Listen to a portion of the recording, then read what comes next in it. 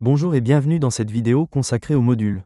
Dans cette vidéo, nous allons voir comment ajouter un objet 3D dans un module depuis le fichier principal. Vous pouvez ajouter ces objets depuis l'environnement le plus adapté. Par exemple, pour ajouter une poutre de plancher entre ces deux solives, nous pouvons nous placer dans le plancher du rez-de-chaussée.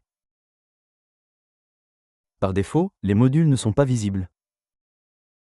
Vous devez donc activer l'affichage de ces derniers dans les paramètres d'affichage.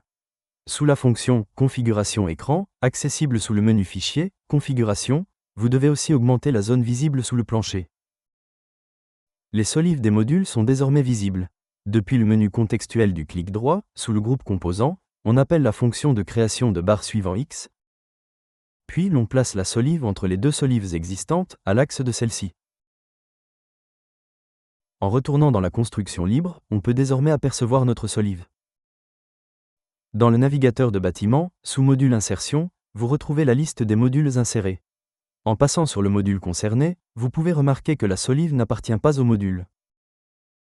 En effet, si l'on place le curseur sur celle-ci, l'infobulle indique qu'elle appartient au plancher 1 du rez-de-chaussée. Les solives du module appartiennent aussi au plancher du rez-de-chaussée, mais du module 210.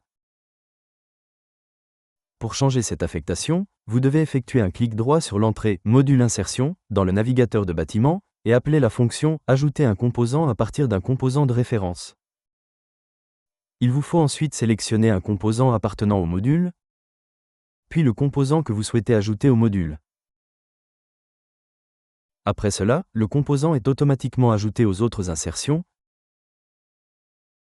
peu importe dans quel étage le module a été inséré.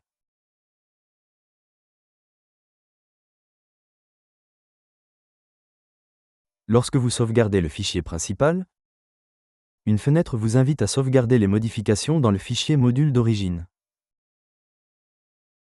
Si vous ouvrez celui-ci, vous retrouvez alors les modifications apportées.